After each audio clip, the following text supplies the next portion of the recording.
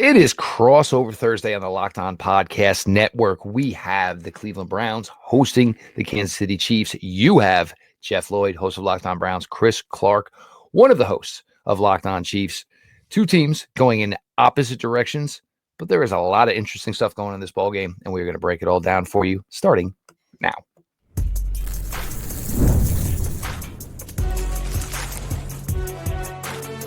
You are Locked On NFL Crossover, part of the Locked On Podcast Network. Your team every day.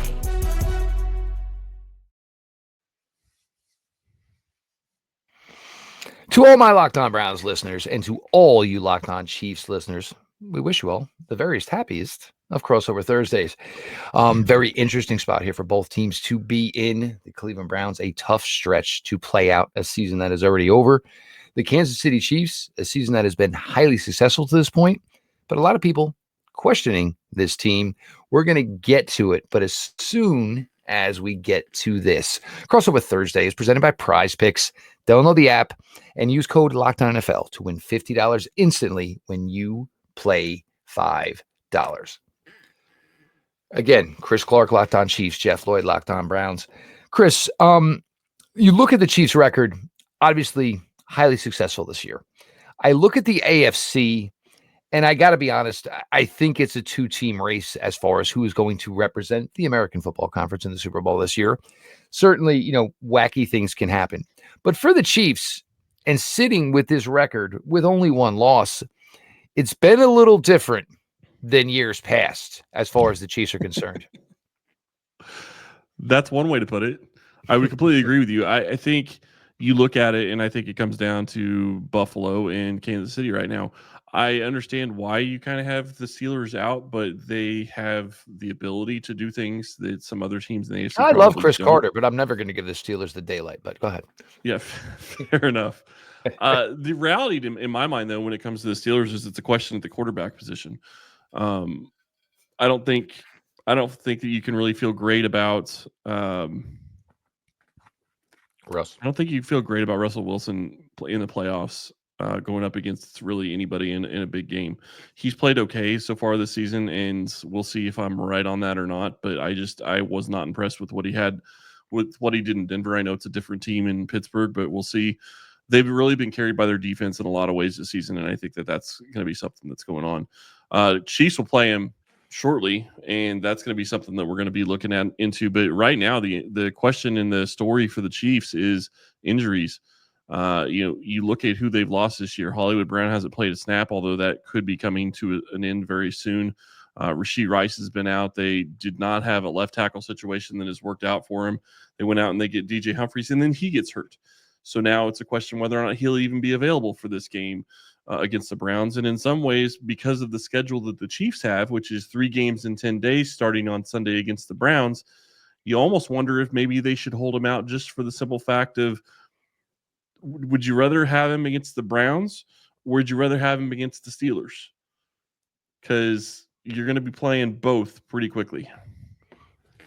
Now, and again, like every game's been close, and Kansas City, when this all started, I mean, a lot of these were just boat races. Mahomes throwing for 400, 5 touchdowns, this, that, and the other thing. And I think in a lot of ways, for me, this is what makes this regular season probably more impressive for Kansas City than a couple of ones in the years past. I mean, and you hear so much media and fandom, oh, well, the Chiefs get lucky, this, that, and the other thing. Well, you create your own luck. And a lot of times luck usually errs on the side of the better team. But the thing, and another one that goes with this is, I think with Kansas City is they've just been here and been so successful and so dominant for so long now that they get in these oddball situations where it's 40 seconds. We got to go 75. Well, not necessarily 75. We got to go 55 to get 3 to get out of here with the W. When you've been there that many times, you're not that far removed from trying to find a way to make it happen. So I think a lot of the Chiefs' past success is essentially what's making them successful this year. No, and I agree with you 100%. And really quick, before I forget, it's the Texans next, not after the Browns, not the Steelers. They didn't play the Steelers till Christmas. But the reality is with DJ Humphries, you want him against the Steelers because the Steelers have one of the best pass rushes in the NFL, and that is going to be something that you definitely want him to be ready for in 10 games or in 10 days after this game against the Browns. So when I agree with you completely, I think you look at what they've done over the past 5 years, 6 years that Mahomes has been there. They've been to the AFC Championship every single year. They hosted the AFC Championship for every single year until last year, and they still won, not playing at home, and they will go to the Super Bowl, and they win the Super Bowl back to back, which hadn't been done in almost 20 years. And they're doing it in situations that are just ridiculous. I mean, Mahomes is, I think I saw a stat during the game on Sunday night. Mahomes is now 26. He was 25 for 26 in games where they trailed in the fourth quarter. Now he is 20 for 26 Nuts. games. He is 500. No other QB, I don't think, is over 300. And that is just a stat that's how do you do it? Like, you get to the point where you look at this and you're like, okay. And I was talking to somebody else about this earlier today. Like, you look at all the ways that they've won this year. They now have 3 divisional games that have been decided by less than a field goal that have had something to do with the field goal on the next to last play or the last play of the game. You look at the Broncos, they block a field goal. You look at the Raiders, they fumble the ball when they're in range for a field goal and should have kicked a field goal at that point, but their kicker had missed a couple during the day, so I kind of get it. And then you look at the Chargers, and the Chiefs make the field goal, but they doink it off the upright. And they also become the only team in the NFL to have 3 separate kickers for them walk it off with a field goal. What is that? You couldn't write it. You absolutely couldn't write it. Now, certainly, the Chiefs, you've had Pacheco come back. We're not exactly sure when Hollywood Brown is going to come back. And, for anybody, before Chris and I hit the record button, obviously the future of this team, Rashee Rice factors in that wide receiver room. But you look at and just go with maybe a scenario and a set of Pacheco, Kelce, Worthy, Brown, Hopkins / Rice, which would have been. I mean, who do you defend? Because if you run it, Pacheco is just basically like the Tasmanian devil as far as feistiness. You can't cover deep and cover Kelce. And then there's Hopkins. And look, maybe a little something's off the fastball with Nuke Hopkins, but still one of the better receivers that's ever played this game. And some of the best hands. That's the crazy thing. His hands are fantastic, and that's something Mahomes hasn't had. And you've seen the way he's thrown the ball and the way he has trusted Hopkins from the start. High and back on the end line of the end zone, exactly. I mean, he is making throws to Hopkins that I don't think he's ever made to any of his other wide receivers. And you can just show that there is trust there that you wish that he had with some of the other wide receivers.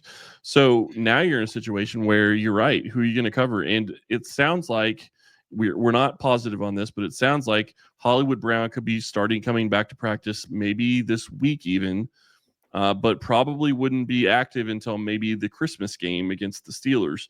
So it's possible he plays, Steelers week, and then you have a decision to make because, what we haven't talked about and what we don't know right now is if you look at the playoff scenarios, Buffalo is in a situation where they play the Detroit Lions this week.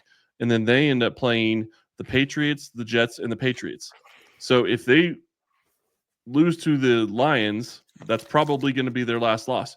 Pittsburgh plays the Philadelphia Eagles. You could essentially go up almost 3 games on all 3 of these teams if the Chiefs can win. With three to play. With 3 to play. If the Chiefs can win. But obviously, with what we've seen this year so far, that's a question whether or not they're going to be able to pull off a win. And obviously, generally speaking, none of their wins have been convincing. So that's going to be something to watch as well. But, you look at this game and you look at the way Kansas City's playing.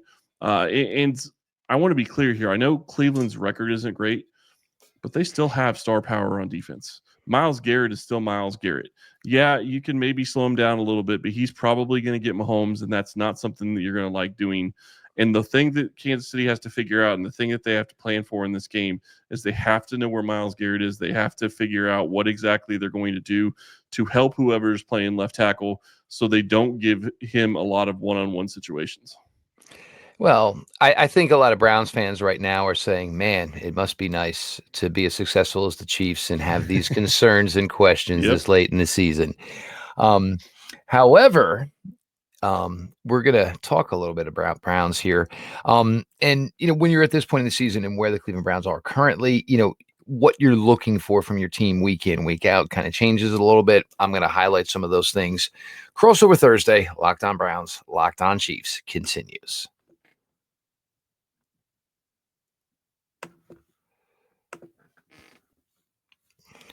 Get ready to tackle the NFL action with FanDuel, America's #1 sportsbook.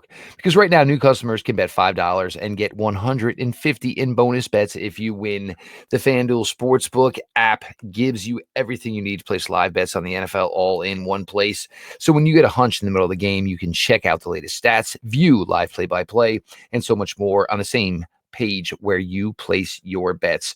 Just visit FanDuel.com to join today, and you'll get started with $150 in bonus bets if you win with your first $5 bet. You want a simple one, I bet? I'll give you one. I would guarantee a Kareem Hunt anytime touchdown this week. You know the way teams look at these things, and that would be a surefire bet for me. FanDuel.com. Never waste a hunch and make every moment more with FanDuel, an official sportsbook partner of the NFL. Having older brothers, having older cousins, there hasn't been a venue that I haven't been to see a football game, whether it was high school, whether it was college, whether it was the NFL. It's just something about being in the arena for a football game. Game Time now has a new feature that's called Game Time Picks that makes getting tickets to see your favorite team play like live and even easier than it was in the past. Game Time Picks filters out all the fluff to show you only incredible deals on great seats, so you don't have to waste time searching through thousands of tickets. The Game Time Picks, the curation makes it easier. You save more money on sports, concerts, comedy, theater, etc. The all-in pricing, you toggle it. With most of these apps, you go from window to window to window. You think you're getting a great deal. You get to that last window, and guess what? You didn't get the deal you thought you were getting. It doesn't work that way with Game Time. They have the lowest price guarantee at Game Time. They will credit you 100% of the difference if you get a deal better somewhere else. You have the Game Time ticket coverage. Your purchase is covered with the most flexible customer service policy in the ticketing industry. Take the guesswork out of buying tickets with Game Time. Download the Game Time app, create an account, and use code LOCKEDONNFL for $20 off your first purchase. Terms apply. Again, create an account and redeem code LOCKEDONNFL for $20 off. Download Game Time today. What time is it? Game time.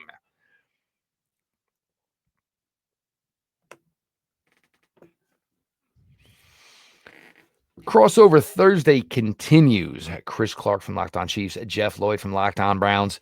It's going to be an interesting one. And look, even though the Cleveland Browns, their record is what it is, they're still coming every week. You have players like Jameis Winston, you have players like Nick Chubb, you have players like Myles Garrett, David Njoku. The effort is going to be there. Will they fall short? Who knows? But one of the things, and now, Chris, you highlight a guy like Myles Garrett. And look, again, just another phenomenal year at a guy who's not been 100% now for probably about 2.5 months. One of the keys, and not necessarily to win the game, but it's one of the keys of this next month here. The Browns in 2023, the defense was ridiculous. It was led by a very, very good defensive line. You have moved on from some players, certainly Zadarius Smith, a player, Alex Wright, that had a thought that could be helpful here. His season is over. Now, you might be getting Mike Hall Jr. back as soon as this week. This was their top draft pick in 2024. You haven't seen much. Obviously, his own doing caused him to miss a lot of the early part of the season. But potential is there. Potential is there up before he got hurt. He was actually playing on the edge. You have another defensive tackle rookie, Jawan Briggs. He had a nice week last week. Great activity against Pittsburgh Steelers. Isaiah McGuire, and I'm sure Chris and Chiefs fans are probably familiar with the name, Missouri kid, was the highest graded overall player by PFF last week. Didn't necessarily translate into a great statistical output, but these are keys for the Browns, and this is keys for any team when you are late in essentially a lost season. You have the Kansas City Chiefs. You will then play the Cincinnati Bengals. You will then play the Miami Dolphins. You will then play the Baltimore Ravens. The Browns and their young guys, the Jerry Judys of the world, the Cedric Tillmans of the world, they are going to get some really good competition to close out this year. Do they succeed? Which would be great.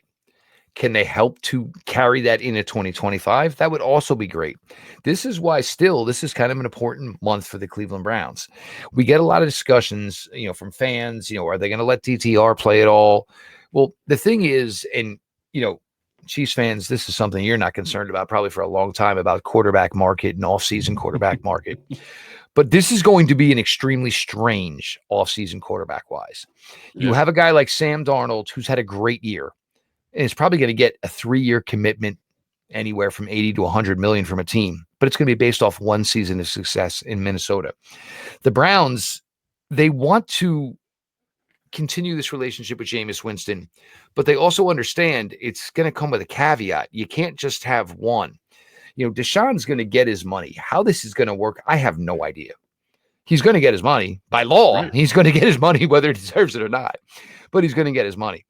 So the Browns obviously want to continue this relationship with Jameis Winston. And look, some of the faults with Jameis Winston, he turns the ball over a lot. But when you can't run the ball and your offensive line, he's not that great, and your defense is not performing above average, you end up having to throw the ball more than you should. When you have a turnover-prone quarterback, guess what? The more he throws it, the more he's going to turn it over, obviously.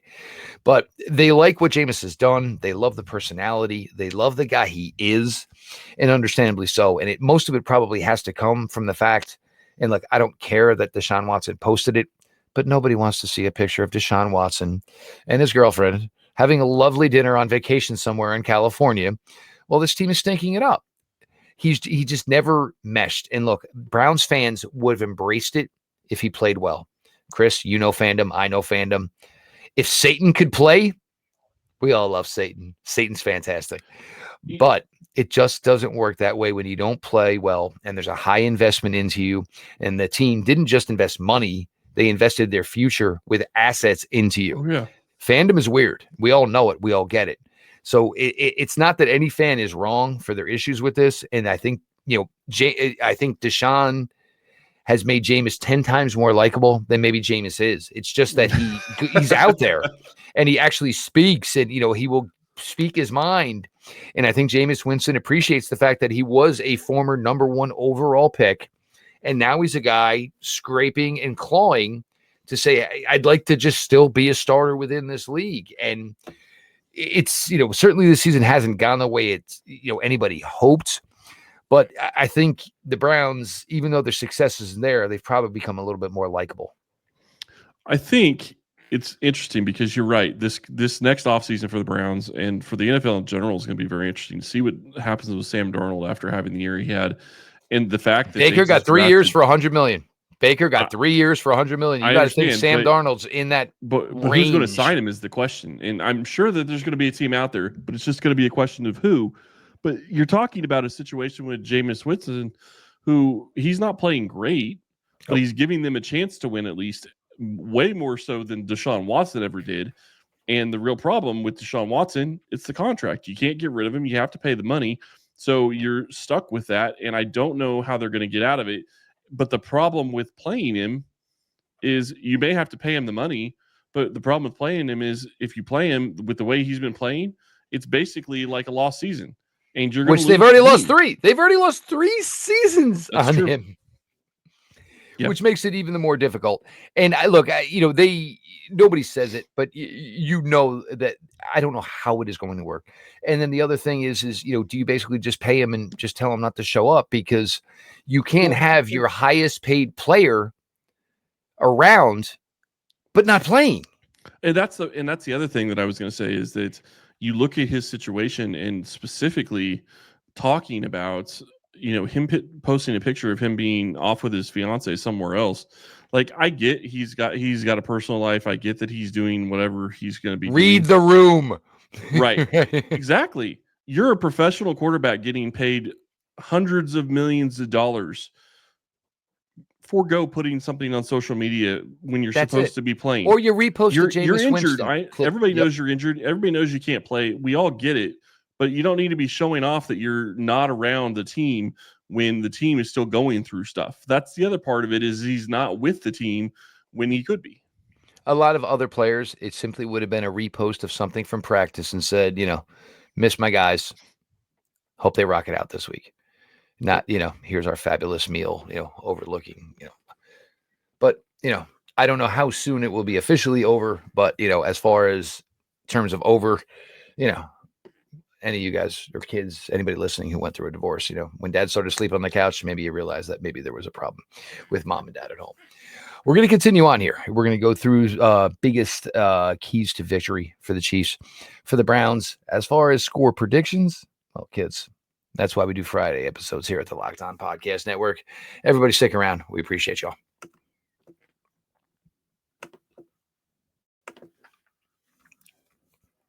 Today's episode is sponsored by Bilt Rewards. If you're a renter, you should listen up. This is a total game changer. Thanks to Bilt, you can now earn points on rent payments just like you do with groceries or travel. Paying rent now comes with serious perks and is completely free to join. Earn valuable Bilt points on your rent and everyday spending at no extra cost. Redeem points for flights, hotel stays, and even future rent payments.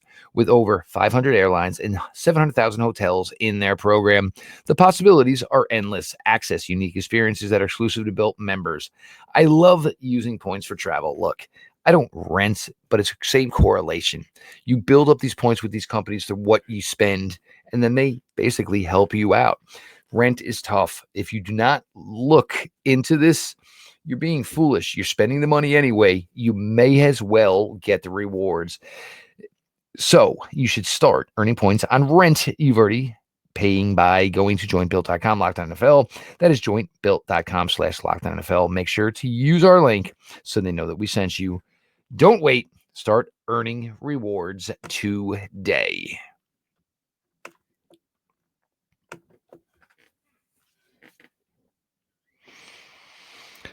Crossover Thursday continues. Your host of Locked On Chiefs, Chris Clark. Your host of Locked On Browns, Jeff Loyd. Browns, Chiefs, certainly Sunday, 1 o'clock in Cleveland. Kareem Hunt should certainly have a nice storyline to it. The tight end, number 87, and I remember going all the way back to, I believe it was 2018, Travis Kelce, and that was when Mahomes kind of broke out.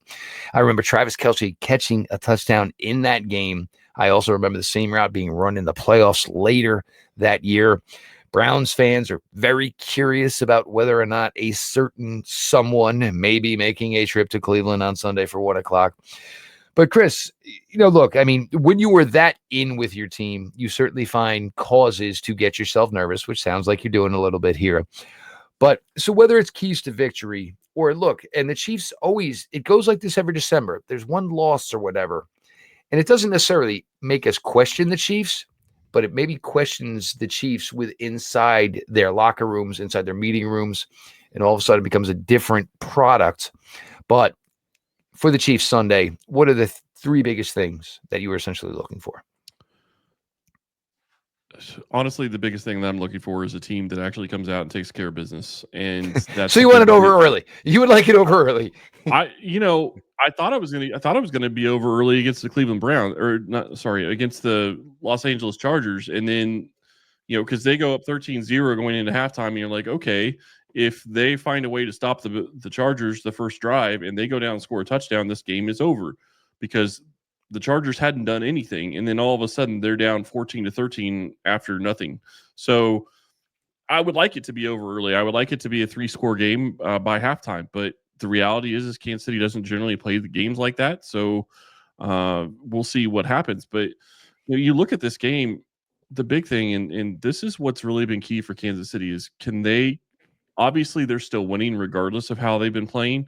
They're 12-1. The only loss is the Bills. So they're still getting it done regardless. But the only way you allow bad teams to have a chance to beat you is if you turn the ball over. Or I won't say the only way, but the easiest way to let bad teams beat you is to turn the ball over.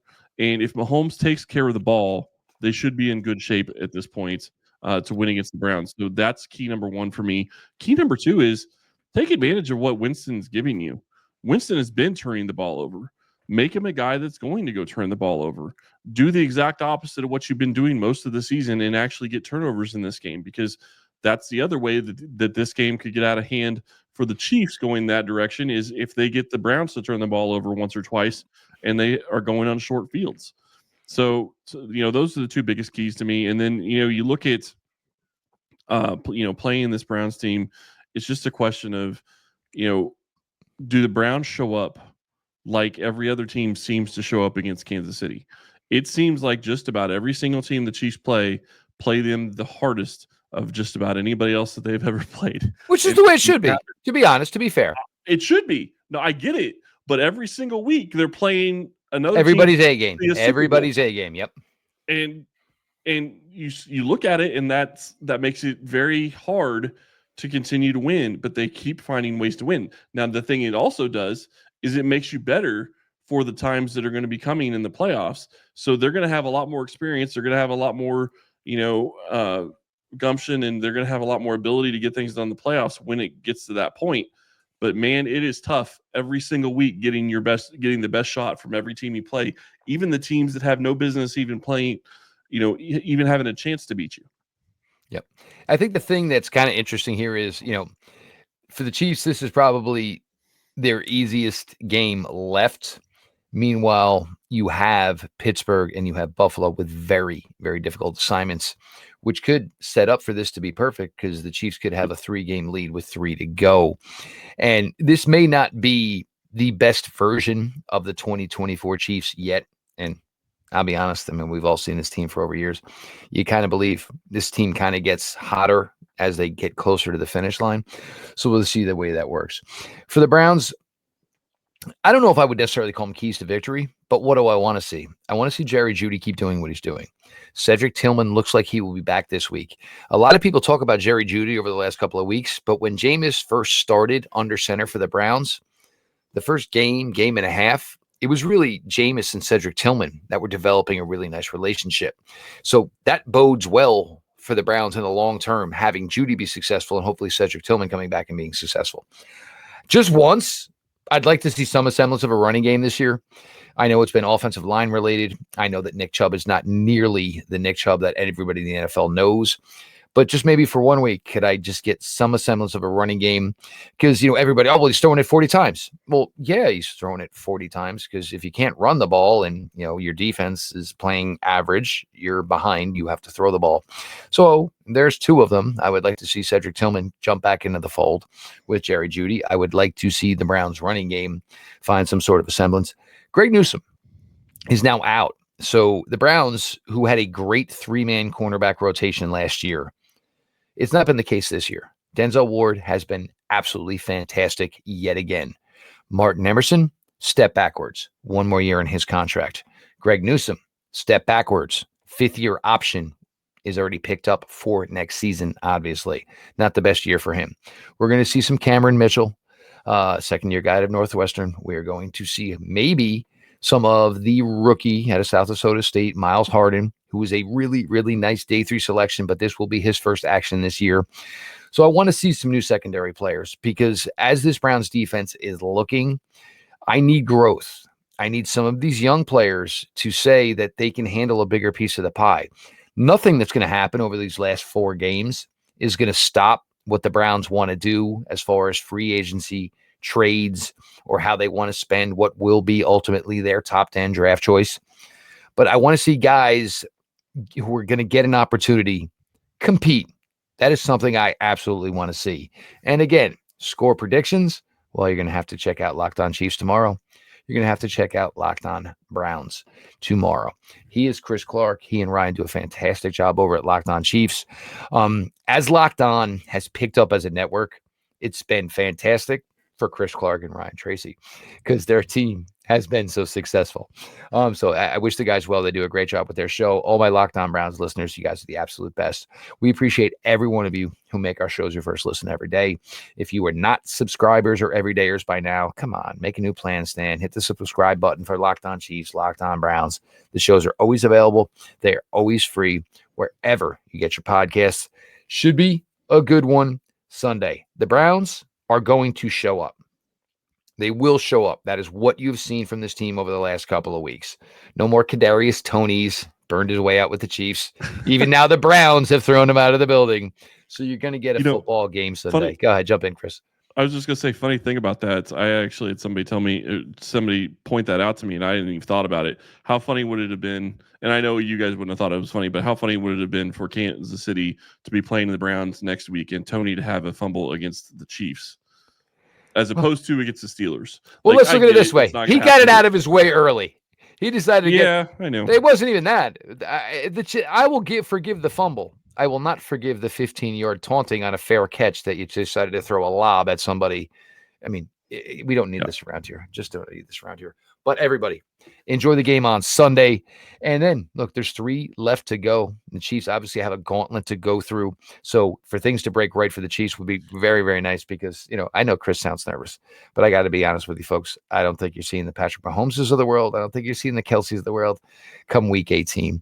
We know the Chiefs know what they're doing, but Browns go out there and just give it all you have. And to their credit, they have done that to this point. This has been Crossover Thursday presented by the Locked On Podcast Network. And again, we appreciate everybody for giving us everything and all the time that you do. Look, we're here every day, but we wouldn't be here every day if it wasn't for all of you. Happy holidays. We're starting to get into that time where we're going to get a lot more action, a lot more games, bowls. The NFL is going to start playing on Saturdays. We're going to have Christmas Day games on Wednesdays. Everybody, buckle up, enjoy the close of what should be a tremendous ending to the 2024 NFL regular season.